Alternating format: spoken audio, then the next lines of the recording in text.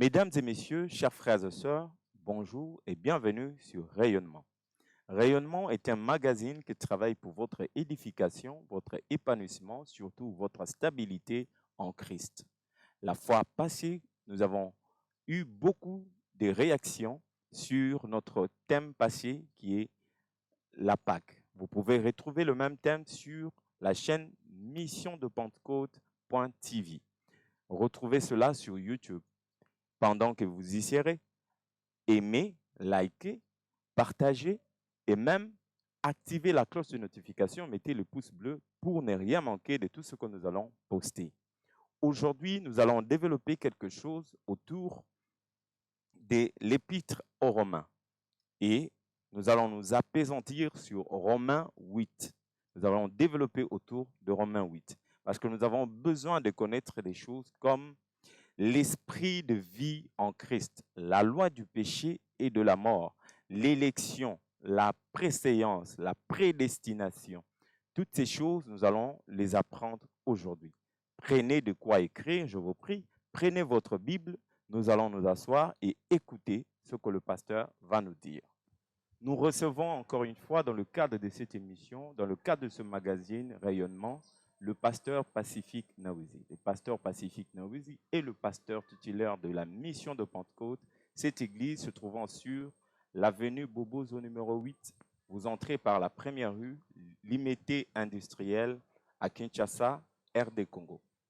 Le pasteur Pacifique Naouzi est aussi professeur à l'Institut biblique et théologique des Assemblées de Dieu, IBETAD. Bonjour, pasteur. Bonjour, mon frère Prince. Pasteur, à qui s'adressait l'auteur aux Romains? Il s'adressait aux Juifs qui étaient à Rome, il s'adressait aux chrétiens ou bien aux Romains eux-mêmes? Merci pour la question. L'apôtre Paul, qui est l'auteur de l'Épître aux Romains, est en train de s'adresser aux chrétiens qui sont à Rome. Il a un projet, il doit aller en Espagne et il leur écrit leur annonçant qu'au passage, il serait chez eux. Donc la lettre, au départ, est destinée aux chrétiens de Rome, mais elle a une forme épistolaire, c'est-à-dire une forme d'épître. C'est le genre de lettres qui doivent être lues d'une communauté à une autre. Mais à la base, l'épître de Paul aux Romains est adressée aux chrétiens de Rome. Et pourquoi est-ce que les théologiens ou vous pensez aussi que l'Épître aux Romains est la cathédrale de la foi et le point culminant, c'est le chapitre 8 où se trouverait la cloche de la cathédrale? L'Épître aux Romains est considérée comme la cathédrale de la foi parce que l'Épître développe les questions essentielles qui sont en rapport avec la foi en Christ. C'est-à-dire que la doctrine de la foi, de la justification, la doctrine du salut prend son assise vraiment dans l'épître de Paul aux Romains. Alors le chapitre 8 est annoncé ou est présenté comme le sommet, le point culminant de tout ce qu'il a développé depuis les tout débuts. C'est dans le chapitre 8 que l'on voit, comme on pourrait ainsi le dire, le sommet. Voilà pourquoi est-ce qu'on dit que le chapitre 8 est la flèche de la cathédrale. Le chapitre 8 en question commence par une forme de jugement, d'annonce d'un jugement qui dit il n'y a plus donc aucune condamnation pour ceux qui sont en Christ. Est-ce que vous pouvez nous expliquer un peu? Est-ce qu'il y a eu un jugement précédent qui est cassé? Expliquez-nous un peu. Un jugement précédent qui est cassé, je ne dirai pas les choses de cette manière-là, mais lorsque l'apôtre Paul commence le développé de son message, de son enseignement, il est en train de nous faire voir que les Juifs, tout comme les païens, nous sommes logés à la même enseigne. Pour dire plus simplement, nous sommes considérés tous comme étant pécheurs. Quand vous regardez le chapitre 1, il est question des païens. Vous regardez le chapitre 2, il est question des Juifs qui sont les détenteurs de la loi, les dépositaires de la loi. Alors, il fait voir que et juifs et païens, tous sont pécheurs. Quand vous arrivez au chapitre 3, par exemple, il énonce, il dit clairement que tous ont péché et sont privés de la gloire de Dieu. Alors, s'ensuit une démarche. Comment parvenir alors à la justification? Parce que il a fait voir que le péché est une question universelle qui touche l'humanité tout entière, les blancs, les noirs, les jaunes, quelle que soit la race, quelles que soient les origines, le péché touche l'humanité entière. S'ensuit alors un besoin, une question, mais comment parvenir à la justification? Et alors, il y a toute cette démarche qui nous amène au chapitre 7, dans lequel il est en train de faire voir que ce chapitre se termine par une crise, ou sur une crise. Je veux marcher selon la loi de Dieu. Je veux obéir à la loi de Dieu, mais je vois dans mes membres une autre loi, celle de la nature pécheresse, qui lutte contre mon entendement. Par mon homme intérieur, par ma vie interne, je veux obéir, j'aime la parole de Dieu. Mais la vieille nature, parce qu'il est question de l'homme intérieur, l'homme extérieur, le vieil homme, l'homme intérieur. C'est toujours, quand on parle de l'homme extérieur, il est question de la chair, la nature pécheresse qui est en train de lutter et qui m'éloigne de l'obéissance à la loi de Dieu. Donc il y a cette crise. Comment partir, comment sortir, n'est-ce pas, de cette bataille? Voilà, il nous présente alors la solution. Il nous dit que toute condamnation et toute cette tension tombe lorsqu'on vient à Christ, lorsqu'on est en Christ. Alors qu'il dit, il n'y a donc maintenant plus de condamnation pour ceux qui sont en Jésus-Christ. Pourquoi? Parce que quand vous suivez, il est question d'un affranchissement. Au chapitre 7, il se bat. Qui me délivrera de ce corps de mort? N'est-ce pas? Mais au chapitre 8, une solution est présentée. Être en Christ, et c'est en Christ que nous recevons la loi de l'esprit de vie qui nous libère de la loi du péché qui est agissante dans notre chair. Est-ce que le fait que nous qui sommes en Christ, il n'y a plus de condamnation pour nous qui sommes en Christ, est-ce que le fait de cela nous permet de vivre comme nous voulons, dans le péché si nous voulons, parce que Christ a déjà obtenu la victoire sur le péché. Est-ce que c'est un visa pour nous de vivre? Non, ce n'est pas un visa. Nous revenons d'ailleurs au chapitre 6. Votre question nous ramène dans le chapitre 6, où il est en train de nous faire voir que, voilà, là où le péché a abondé, la grâce a surabondé. Mais est-ce que la grâce surabondant est pour moi et pour nous une caution qui nous permet alors à ce moment-là de multiplier le péché afin que la grâce se surmultiplie? Non. La grâce n'est nullement une caution pour le péché, parce que quand vous allez d'ailleurs dans le chapitre 6, il est question d'une identification à la mort et à la résurrection de Christ. C'est-à-dire que je suis appelé à m'identifier à cette mort, c'est-à-dire que je suis appelé à être crucifié. La vieille nature, l'homme ancien doit être crucifié. C'est ce qu'il répète encore un peu plus tard aux Galates. Lorsqu'il parle des œuvres de la chair, il est en train de dire aux Galates que ceux qui sont à Christ ont crucifié le vieil homme avec ses convoitises. Donc le fait que nous soyons en Christ n'est nullement une caution qui nous permettrait de vivre la licence. Ça s'appelle la licence. Voilà. Pasteur, vous avez parlé de la crucifixion du corps. Oui, c'est un peu la théorie, mais en pratique, qu'est-ce que nous pouvons faire pour arriver à crucifier le corps? Je porte déjà un rectificatif, je n'ai pas dit crucifier le corps. Le corps en lui-même est très bon, il est parfait. Et quand vous lisez les Écritures, vous voyez, d'ailleurs, c'est toujours l'apôtre Paul qui est en train de parler, vous verrez qu'à un moment donné, l'autre partie de notre salut, ce sera la délivrance de notre corps, c'est-à-dire le renouvellement de notre corps. Ce qui doit être crucifié, c'est la chair. la vieille nature en nous, n'est-ce pas? La nature pécheresse qui est attachée à chaque être humain. C'est ça qui doit être crucifié. Alors la question est intéressante. Comment faire justement pour crucifier la chair? La toute première des choses que j'aimerais dire, c'est le renouvellement de l'intelligence dont l'apôtre Paul parle dans Éphésiens 4. Je pense que ça doit être vers le verset 17. Il dit que nous devons avoir une intelligence renouvelée.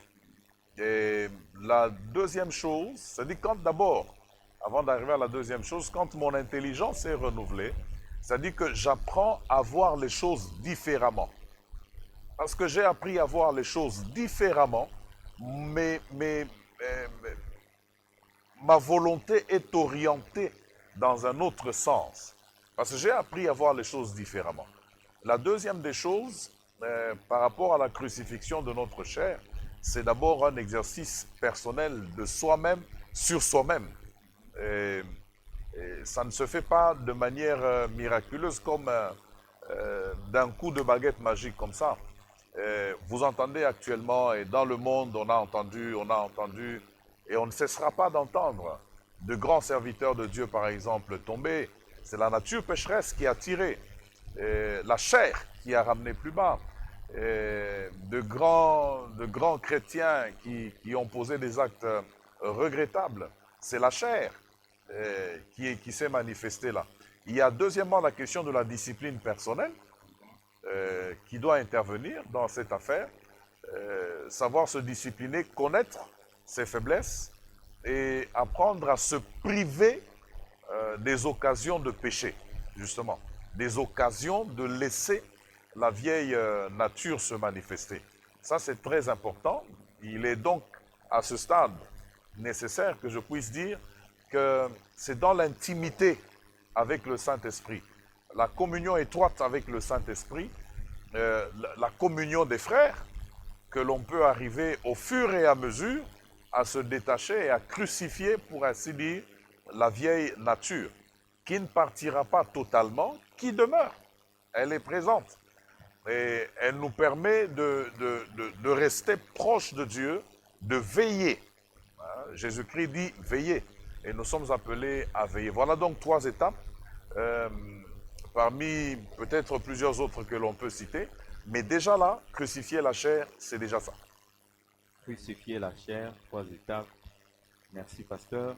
Il y a une autre question qui est un peu liée, qui est dans ce sens-là.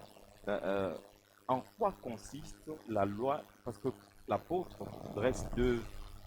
fait le parallélisme. Il dit la loi du péché et de la mort et la loi de l'esprit de vie en Christ. Comment comprendre ces 2 lois? La loi du péché et de la mort, premièrement, nous partons du principe suivant. L'apôtre Paul dit que la loi est bonne. La loi est bonne. Mais moi, je suis vendu au péché. Lorsque la loi est promulguée, le péché qui est en moi, comme lui-même, pour utiliser son propre vocabulaire, le péché qui est en moi saisit la loi et provoque en moi beaucoup de très mauvaises choses. Résultat, il y a des condamnations, il y a des frustrations. Le péché étant tyrannique, nous devons le dire, le péché est une puissance tyrannique. Ça, c'est la première des choses. C'est une puissance de mort parce que le salaire du péché, c'est la mort. Romains 6, 23, comme il le dit. Tous ayant péché et étant privés de la gloire de Dieu, il continue pour dire que le salaire du péché, c'est la mort. C'est-à-dire que le résultat que nous avons à travers le péché, c'est la mort. Donc la loi du péché et de la mort, c'est d'abord cet aspect fondamentalement tyrannique du péché, de la mort. Bon, on irait plus loin pour dire que bon, on ne condamne pas la loi. On ne condamne pas la loi parce que certains iraient dans le sens de dire la loi du péché et de la mort, c'est la loi qui a été donnée par Moïse. C'est cette loi-là qui a amené les hommes voilà, à ce qu'ils sont. Mais ça, c'est ne pas lire, c'est parler sans lire le texte où il dit que la loi, elle est bonne, elle est spirituelle. Mais seulement lorsque la loi se manifeste, le péché prend beaucoup plus de force en moi-même et me conduit à la mort. Parce que le principe étant posé, le salaire du péché, c'est la mort. La loi de l'esprit de vie. Ah, la loi de l'esprit de vie. Il y a peut-être quelque chose que je pourrais dire qui pourrait être un peu dérangeant pour certaines compréhensions, mais je ne vais pas aller dans ce sens-là. Il dit, d'un côté, il y a la loi du péché et de la mort. De l'autre côté, il y a la loi de l'esprit de vie en Christ. Je vais m'en tenir à la compréhension de départ. La loi, c'est du Saint-Esprit qui, en me conduisant, me pousse vers la vie, produit en moi la vie. N'est-ce pas? Il y a l'Esprit de Dieu en moi. Dans Romains 8, par exemple, au verset 9, il dit que ceux qui sont à Christ ont en eux l'Esprit de Christ. Et l'Esprit de Christ en eux les aide et les amène vers la vie, les aide dans cet exercice de crucifixion de la chair. Non seulement les aide dans ce sens-là, mais aussi la loi de l'Esprit de vie, n'est-ce pas, les pousse vers ce qui est de Dieu et les amène à rester en connexion avec Dieu. Simplement, nous résumerons ça comme ça. Waouh, ça prend. Waouh, il y a tellement à dire. Alors, merci pasteur. Nous avons encore une autre question qui va un peu dans le même sens. Et la Bible dit, enfin que la justice, donc c'est le verset 4, enfin que la justice de la loi s'accomplisse en nous qui marchons non selon la chair, mais selon l'esprit. Nous partons d'une idée fondamentale, c'est que la justice que nous avons, c'est la justice de Christ qui nous est imputée. N'est-ce pas? En nous-mêmes, nous ne sommes pas justes. Yes. Ésaïe 64 dit que la justice de l'homme, elle est comme un vêtement souillé. Donc la justice que nous avons, c'est une justice qui nous est imputée. Ça veut dire que Christ, Dieu a pris la justice de Christ, nous l'a collée. Wow. En nous-mêmes, nous ne sommes pas justes. Mais c'est la justice de Christ qui nous est collée. Et parce que la justice de Christ nous est collée, nous sommes considérés comme étant justes. Alors que il y a encore, toujours dans Hébreux 8, quelque part, la Bible dit, vous avez reçu l'esprit d'adoption. Quel est le sens que nous pouvons comprendre quand on dit l'esprit d'adoption? Quel sens? Nous sommes adoptés. Nous sommes devenus des enfants de Dieu par adoption. Il y a plusieurs termes dans l'épître aux Romains qui sont des termes juridiques. Je pense qu'un juriste se retrouverait un peu facilement avec la justice, la justification, l'adoption. Voilà. Nous sommes cooptés, nous sommes considérés comme fils parce que le fils légitime est en nous. Wow. Voilà pourquoi nous sommes considérés comme des enfants d'adoption. Lui, il est enfant légitime, entre guillemets, je viens là-bas. Il est enfant légitime parce que il est fils d'une manière différente de nous. Wow. N'est-ce pas? Lui est fils parce qu'il est sorti du Père. Il partage la même essence que le Père. Essence à comprendre au sens de, entre guillemets, nature. Or, Dieu n'est pas dans la nature, Dieu n'est pas nature. Voilà pourquoi nous parlons d'essence. Il partage le même être que le Père, que Dieu. Alors que nous ne partageons pas le même être que Dieu de cette manière-là. Nous recevons Dieu dans nos cœurs par lui, Jésus. En l'acceptant, lui, Jésus, eh bien, nous devenons enfants de Dieu, enfants légitimes aussi de Dieu. Parce que l'adopté a les mêmes droits que le fils légitime. Voilà pourquoi, quelque part, Paul dit que nous sommes devenus co-héritiers avec le Christ. Héritants avec le avec Christ. Christ. Hmm. Et est-ce pour cela que vous disiez que Jésus-Christ est le Fils de toute éternité? Oui, Jésus-Christ est le Fils de toute éternité. Jésus-Christ n'a pas commencé à exister avec sa venue sur la terre, Wow. n'est-ce pas? On parle de la préexistence de Christ, c'est-à-dire qu'il existe avant d'exister, Yes. n'est-ce pas? Il est Dieu de toute éternité, Wow. n'est-ce pas? Ayant participé à la création, et étant d'une certaine manière l'auteur ou la cause de la création. Quand vous êtes dans Colossiens 1, à partir du verset 15, il est dit que tout a été fait par lui et pour lui. Donc tout ce qui existe a été fait pour lui. Et bon, nous nous sommes amenés sur la même ligne que lui. Nous devenons aussi des enfants, mais pas de toute éternité. Nous avons commencé, Avec. et pour l'éternité future, nous sommes enfants de Dieu. Wow. Merci, pasteur. Là, la compréhension devient un peu plus potable. Il y a aussi ce verset qui dit, toujours dans Romains 8, dit aussi la. Bon, c'est le verset favori de beaucoup de gens. Ils disent aussi la création tout entière attend avec un ardent désir la révélation des fils de Dieu. Est-ce que cette révélation est déjà arrivée? Elle est déjà là? Ou bien nous devons l'attendre encore, cette révélation? Non, non, elle n'est pas encore arrivée. Wow. Parce que, vous savez, la Bible, c'est comme des maillons d'une chaîne. Hein? C'est une chaîne entière. Chacun vient et les idées se complètent.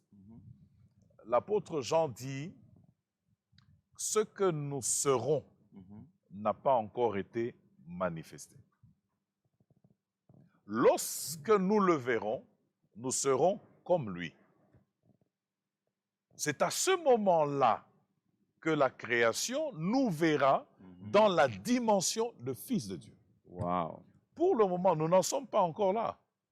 Je ne peux pas ordonner à une pierre de devenir un pain, c'est pas possible, je ne peux pas. Donc, vous voulez dire, pasteur, que l'adoption là dont nous parlons n'est pas encore accomplie? Non, l'adoption est totalement accomplie. Nous sommes enfants de Dieu, c'est parfait, c'est total. Nous devenons co-héritiers avec Christ. Nous héritons de Dieu, c'est parfait, c'est total. Mais il y a des dimensions de nous qui sont encore à venir dans la manifestation. Il y a des choses qui sont en nous qui ne se manifesteront que en temps voulu. Pour le moment, nous sommes encore trop limités. Si nous devons parler de la révélation des fils de Dieu pour le moment, nous sommes extrêmement limités. Nous sommes totalement limités. Nous ne pouvons pas dire que c'est déjà maintenant que la création tout entière est en train de voir la manifestation des fils de Dieu. Mais non, la création, ce n'est pas juste le petit monde, le petit cercle où vous êtes. Wow. Quand on dit la création, c'est tout le cosmos. On n'en est pas encore là. Donc, c'est quelque chose qui devons-nous attendre à l'avènement, donc lorsqu'il reviendra, ou bien ça sera quelque chose qui, lorsque l'Église reviendra pour s'installer, c'est avant l'enlèvement? Bon, la question est en train d'exprimer deux choses, deux moments différents. Le premier moment, c'est Jésus qui vient dans les airs, l'Église est enlevée. Le deuxième moment, c'est lorsque lui revient avec l'Église sur la terre. C'est le millénium.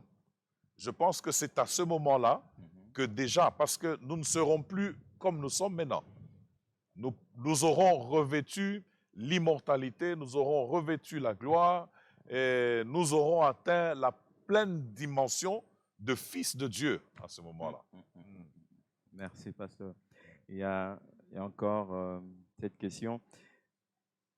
Le verset 28 parle de la prédestination. Y a-t-il des gens qui sont prédestinés à aller au ciel, bon, à être sauvés? Il n'y a rien à faire pour eux, eux, ils seront sauvés. Et d'autres qui ne pourront jamais être sauvés. Parce que Dieu l'a décidé comme ça. Parce que Que comprendre sur la prédestination dans Bon, les deux cas? si les choses étaient telles, pourquoi Dieu nous pousserait-il au salut?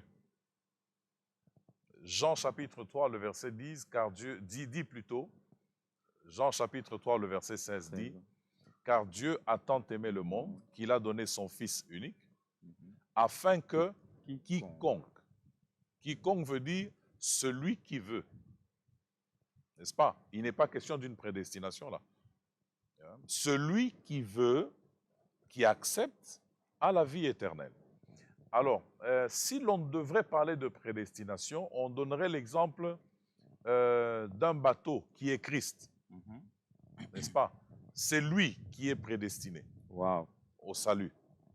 Si quelqu'un vient à Christ, il entre dans le bateau appelé prédestination. Si quelqu'un ne vient pas dans ce bateau-là, c'est la perdition éternelle.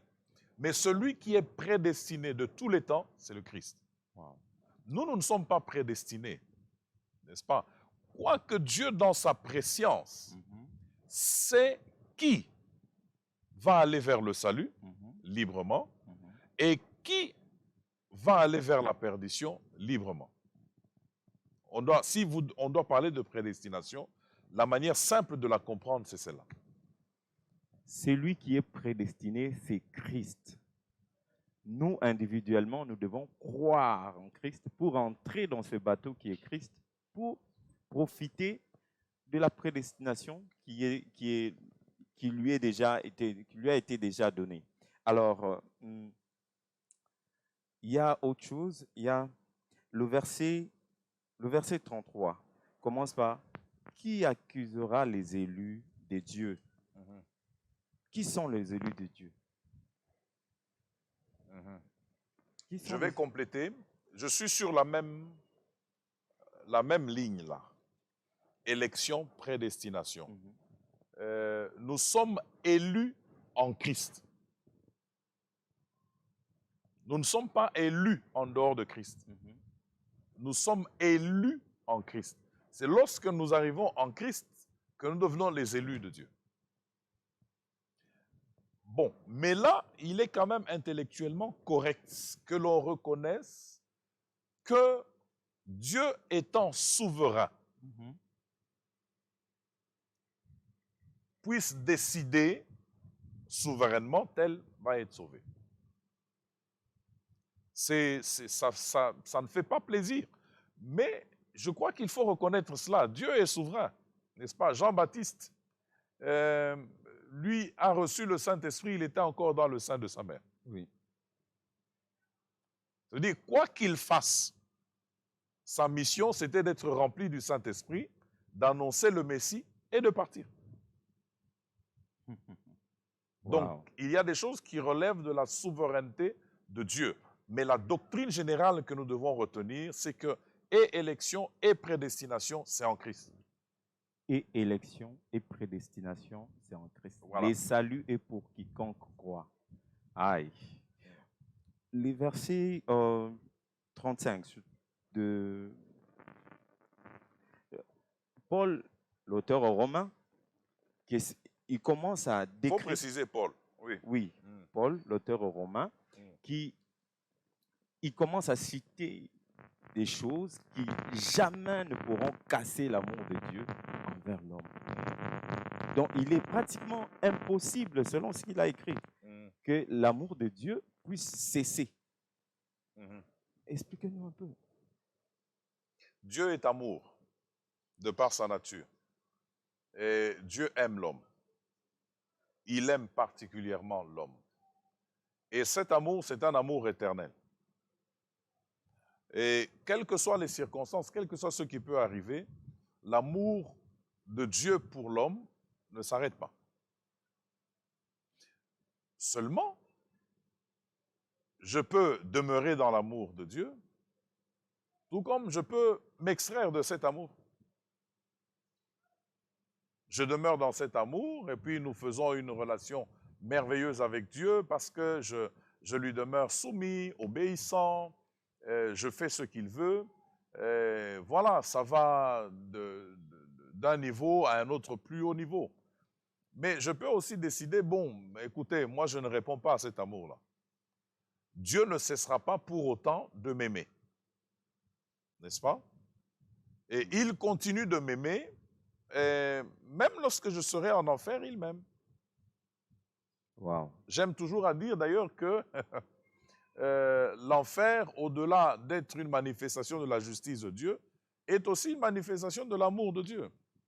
Comment ça, pasteur? Parce L'enfer, que, les gens vont souffrir dedans. Comment encore? parce que le seul endroit que le pécheur puisse supporter, c'est celui-là. Bon, Vu on ce l'apprend. qu'il est, le mettre au ciel, ce serait lui infliger une souffrance encore plus atroce. Donc, les pécheurs seraient mieux en enfer Qu'au ciel. qu'au ciel. Au Voilà. ciel, il va plus souffrir qu'en enfer. Voilà. Voilà. Je ne sais pas. Envoyez vos questions. J'ai rien à dire.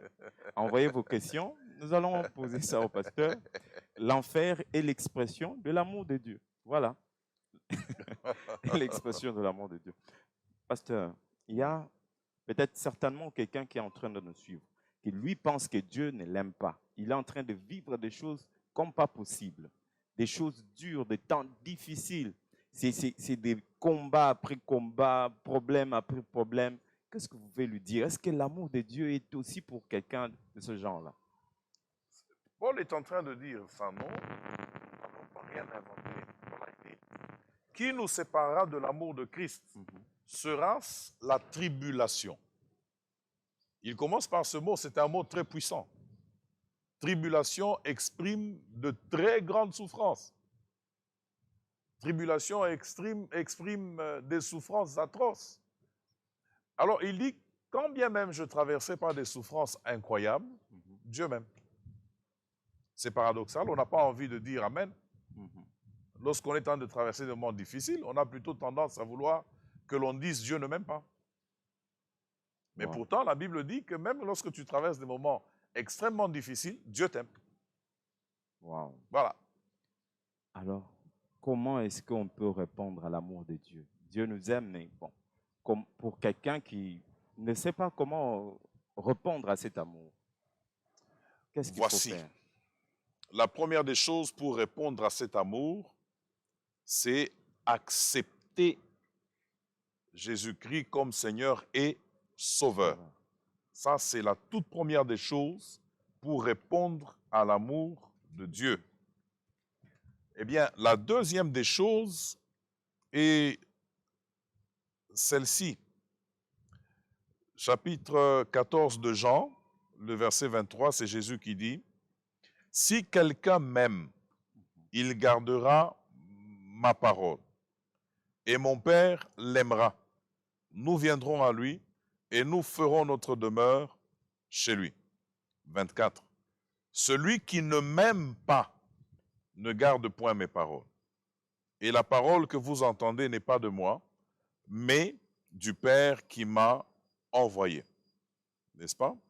C'est-à-dire, on peut d'ailleurs même remonter dans la lecture et trouver beaucoup d'autres bonnes choses. C'est-à-dire que aimer répondre à cet amour, c'est garder sa parole. Aimer sa parole, garder sa parole. Voilà la manière principale de répondre à l'amour de Dieu. 1, j'ai donné ma vie à Jésus, je l'ai accepté comme Seigneur et Sauveur. 2, je garde sa parole. Je tiens sa parole. Comme le psalmiste l'a dit, je serre ta parole dans mon cœur afin de ne point pécher contre toi. Voilà. Wow. Je serre ta parole de mon cœur afin de ne pas pécher contre toi. Est-ce que répondre à l'amour de Dieu ou bien donner sa vie au Seigneur, c'est venir à l'église? Ou bien ça se fait comment? Parce qu'il y a des gens qui sont, par exemple, il est né dans une famille chrétienne, il part déjà à l'église tout le temps, et voilà, pour lui, il n'y a rien d'autre, il est déjà dedans. Est-ce qu'il y a une manière de faire? Non, non, non, on doit partir du principe suivant. La relation avec Dieu commence à un moment donné. Nécessairement. La relation avec Dieu commence toujours à un moment donné. C'est-à-dire que même pour celui qui est né dans les choses de Dieu, il y a toujours le moment où il prend conscience de sa vie chrétienne, il prend conscience de sa relation avec Dieu, toujours. Tu ne peux pas marcher avec Dieu et tu n'as pas pris conscience de ta relation avec Dieu, jamais de la vie. Il y a le moment où tu dois prendre conscience de ta relation avec Dieu, et même si tu étais déjà là-dedans, ces choses depuis ton enfance, eh bien tu entérines, tu confirmes que je suis là-dedans, n'est-ce pas? On n'est pas sauvé parce qu'on vient à l'église, on n'est pas sauvé parce qu'on est né dans la vie de l'église, on n'est pas sauvé parce qu'on est issu de parents chrétiens, on n'est pas sauvé parce qu'on a commencé avec les choses de Dieu à l'écodim, on est sauvé parce qu'un jour, on a pris conscience et l'on s'est connecté au Sauveur. Yes. C'est à ce moment-là qu'on est sauvé. Bon, nous sommes pratiquement arrivés un peu à la fin. Et je vais demander au pasteur de prier pour quelqu'un qui a pris conscience après avoir suivi cette émission, après avoir suivi ce magazine, qu'il n'a pas fait, il n'est pas en relation avec Dieu et qui aimerait faire une prière pour reparer avec Dieu et repartir. Avant que nous puissions prier, j'aimerais élargir et dire que j'aimerais prier pour celui qui n'a pas l'assurance du salut en lui-même. Vous n'avez pas la certitude que vous êtes sauvé. Je me rappelle avoir demandé à une personne un jour, aujourd'hui vous mourrez, vous allez au paradis parce que vous dites que vous servez le Seigneur, vous êtes dans l'église. La personne me répondra, pasteur, je ne sais pas, ça relève de Dieu. Cela témoigne qu'il y a un problème avec l'assurance du salut. Si j'ai l'assurance du salut, eh bien, je sais que quel que soit le moment où je peux mourir, eh bien, je vais me retrouver dans la présence de Dieu. Donc, je vais prier et pour celui qui n'a jamais donné sa vie à Jésus, c'est encore une possibilité, c'est encore le bon moment, et pour celui qui n'a pas l'assurance du salut, et enfin pour celui qui est rétrograde. Yes. Il a bien commencé, mais à un moment donné, emporté par les situations de la vie, il s'est éloigné de Dieu, il s'est coupé de la communion des frères et de l'Église, et il se retrouve en position de rétrograde. Nous prions ensemble. Père de gloire, je viens te prier pour ces trois personnes. Au même moment que je suis en train de prier, vous pouvez tout simplement dire à Jésus, Seigneur, je t'ouvre mon cœur, je te donne ma vie, je t'accepte dans mon cœur comme mon Seigneur et comme mon Sauveur. Si vous êtes rétrograde, vous pouvez tout simplement dire à Jésus, Seigneur, à nouveau, je viens m'ouvrir à toi. À nouveau, je viens te donner le contrôle de ma vie. Et il viendra. Il ne rejette pas, il ne jette pas dehors tout celui qui vient repentant devant lui ou qui vient repentant à lui. Père, je te recommande mes bien-aimés. Je prie que ta main soit sur eux. Je prie que l'élan qu'il y a dans leur cœur par rapport au salut, par rapport à la relation avec toi, se transforme en une décision de vie. Parce qu'on peut juste ressentir un besoin et ne pas prendre une décision de vie. Je prie que cet élan devienne pour eux une décision de vie, une décision qui impactera leur vie, qui changera pour l'éternité leur vie. Étends ta main sur eux et je prie que la main du diable ne puisse pas ôter ou dévoyer, détourner la décision qu'ils sont en train de prendre maintenant. Je prie que tu leur donnes ton Esprit Saint, que tu les remplisses de ton Esprit Saint et je prie que par ta grâce, tu les orientes vers une église correcte où ils écouteront ta parole, ils apprendront à te servir et ils attendront ta venue. Au nom de Jésus-Christ, Amen. Mesdames et messieurs, chers frères et sœurs, je pense que pour aujourd'hui, nous allons nous arrêter là. Nous vous invitons, si vous êtes à Kinshasa, vous êtes dans la commune d'Elimété, vous êtes dans les environs, venez à la mission de Pentecôte. Le pasteur vous recevra, nous vous recevrons.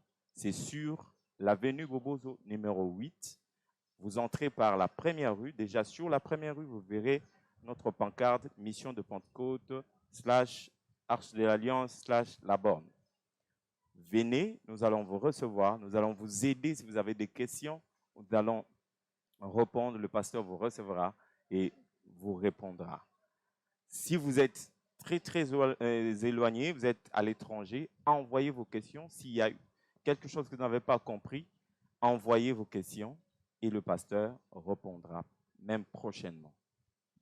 Pasteur, avez-vous un mot? Disons que en Christ, nous avons été choisis, nous avons été aimés, nous avons été justifiés. Amen. De manière à ce qu'au jour d'aujourd'hui, lorsque Dieu nous regarde en Christ, il ne voit plus le pécheur, mais il voit le pécheur racheté, sauvé en Christ, qui est devenu son enfant. J'aimerais nous encourager ensemble à lire l'épître de Paul aux Romains, non pas seulement lire, mais relire. Quand vous avez relu, reprenez encore la lecture, de manière à ce que vous puissiez vraiment consolider votre foi. Celui qui a bien compris l'épître de Paul aux Romains est un chrétien assis dans la foi. Yes. Merci beaucoup. Mesdames et messieurs, nous arrivons à la fin pour aujourd'hui. Nous avons développé sur Romains 8, l'épître aux Romains en général, et nous avons été bénis par le pasteur Pacifique Nawezi, le pasteur de la mission de Pentecôte sur Bobozo numéro 8, première rue, Limité, vous entrez, nous sommes là. Prochainement, nous vous retrouverons sur un autre thème que nous allons choisir, ou bien soit si vous avez un thème à proposer, des questions à envoyer, écrivez-nous, allez sur la chaîne Mission de Pentecôte.tv, activez la cloche de notification, mettez le pouce bleu pour ne rien manquer de tout ce que nous allons poster. En attendant, que le Seigneur vous bénisse abondamment et rayonnez. Merci beaucoup.